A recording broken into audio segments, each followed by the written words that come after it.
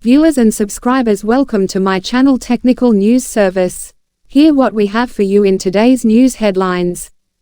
More classes suspended at Westmoreland schools. Classes at a handful of Westmoreland-based schools have been suspended for a second day in a row, as taxi operators across the parish continue to withdraw their services in protest. They say they are protesting the government's failure to repair the main route from Grange Hill to Savannah La Mar. All entry and exit points leading into Grange Hill, Little London, and Lucy in Hanover have been blocked by the operators, leaving many students or other commuters stranded. As a result, administrators at the Grange Hill High School, Grange Hill Primary School, and the Frome Technical High School were compelled to dismiss classes early. Classes have been cancelled for today because the main thoroughfares used to transport our students to school are all closed. The roads are closed from Little London to Savannah La Mar, and the route from Lucy to Grange Hill is also closed, said Trevine Donaldson-Lawrence, principal of Grange Hill High School. She told that only 200 of the anticipated 1,000 student cohort had arrived at school this morning. The ongoing taxi operators' protest has also disrupted normal operations at the Grange Hill Primary School, forcing them to dismiss classes early. Principal Clayton Smith says the effect on student attendance has been minimal since they reside in the community, but his academic staff that are being prohibited from attending school. For their safety, we will be dismissing school after lunch, Smith told journalists. My teachers have been the most affected because the majority of them are from outside the community. After dismissing classes early yesterday as a result of the strike action taken by taxi operators over the poor condition of the roadway, Frome Technical High School was compelled to halt sessions for the rest of Tuesday and send students home early.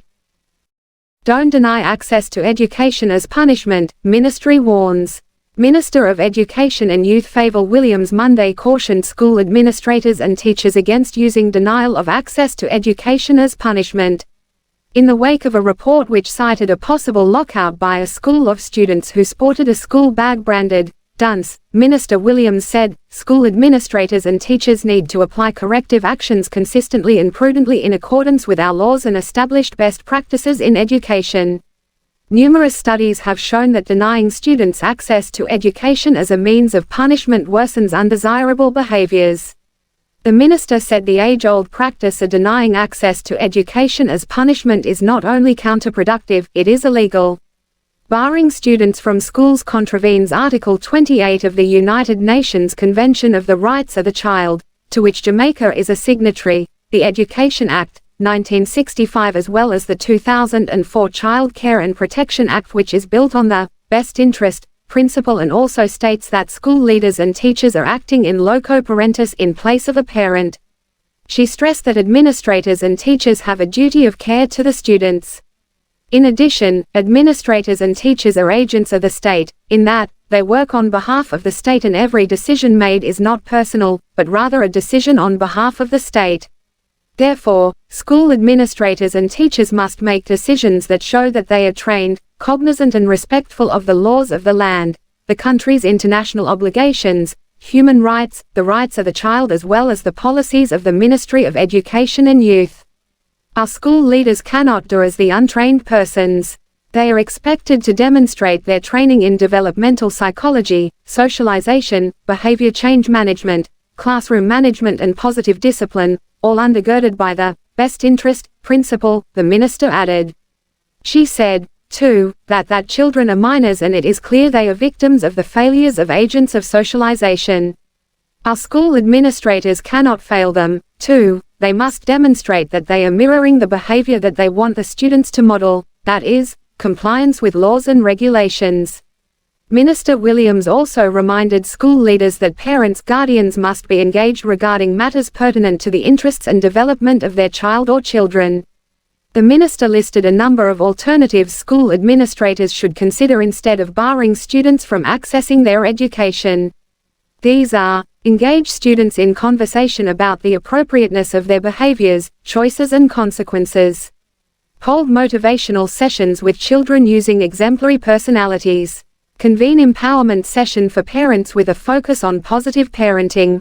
Put children on behavior contracts using schedules of reinforcement.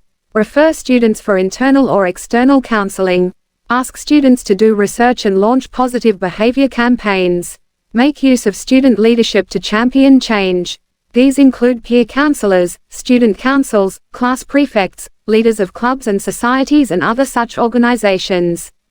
Acknowledge, incentivize and celebrate good student behavior. Give reasonable time for corrective action or for the desirable behaviors to be demonstrated. At the start of the school year, we want to begin with encouragement of and blessings on our students, Williams said. Man charged following Beryllium robbery in Mandeville. A 25-year-old man has been slapped with several charges following last month's brazen attack on a Beryllium Limited security team that left several people injured on Caledonia Road, Mandeville in Manchester. He is Dorrell Watson, otherwise called Stinger, of Hamilton Street in Maypen, Clarendon. Watson was charged with robbery with aggravation, wounding with intent, shooting with intent, possession of prohibited weapon, use of a prohibited weapon to commit a felony and unauthorized possession of ammunition. Reports are that about 5:15 p.m., 3 security officers were leaving the bank, when they were attacked by armed men, who opened gunfire at them. The officers returned fire and the gunman escaped with an undetermined sum of cash. When the shooting subsided, 5 persons were found with gunshot wounds and were taken to hospital to undergo treatment. Hours later, Watson, who was driving a Toyota Wish motor car, was intercepted by the Clarendon police. The vehicle was searched and the following items found: 25 9mm rounds, 2 7.62mm rounds, 1 5.56mm spent casing and 1 9mm magazine. He was subsequently arrested. He is scheduled to appear in the Manchester Parish Court on Wednesday, September 13. St Anne man shot dead after vehicle runs out of gas. A man was shot and killed in Claremont, St Anne on Saturday night. The deceased has been identified as 27-year-old Dane Watson of Hermitage in the parish. Police report that Watson was traveling in a white Toyota Crown motor car but stopped at the entrance of Lidford housing scheme, after the vehicle reportedly ran out of gas. Lawmen say while Watson was at the location, a red SUV drove up and gunfire was opened at him, hitting him to the upper body. The police were summoned. When they arrived on the scene they saw Watson with multiple gunshot wounds. He was taken to hospital where he was pronounced dead. This is the second murder in the parish in less than 4 days. On Wednesday, 41-year-old farmer Sean Graham was shot and killed by gunmen in Pimento Walk. It's reported that Graham was at his shop in the community when men drove up and opened gunfire hitting him. He died at hospital. Since the start of the year approximately 55 murders have been committed in St Anne. Beres Hammond to be awarded honorary degree from UWI. Reggae icon Beres Hammond has been named as one of 14 persons to receive an honorary degree from the University of the West Indies UWI during the school's graduation ceremony in November. At the UWI's Mona campus, Hammond will be honored alongside now-deceased famed businessman Lascelles Chin, Audrey Marks, and Professor E. Dale Abel. The annual tradition of conferring honorary degrees, which coincides this year with the regional university's 75th Jubilee celebrations, will commemorate the outstanding contributions made by these individuals to their communities and the wider society, the school said in a statement. Hammond is being honored for thrilling generations with his smoky sweet voice, for over 5 decades. His spontaneous method of composing, and unwillingness to compromise on the quality of his sound, made a home studio the natural choice for many and continues to attract a steady stream of Jamaica's most talented musicians, UWI said. Other honorees have also been named at the school's Cave Hill, St. Augustine, and Global, formerly open campuses. Viewers and subscribers, thanks for watching. Remember to comment, like, share and subscribe to my channel for your latest news update. Remember, be safe and see you again.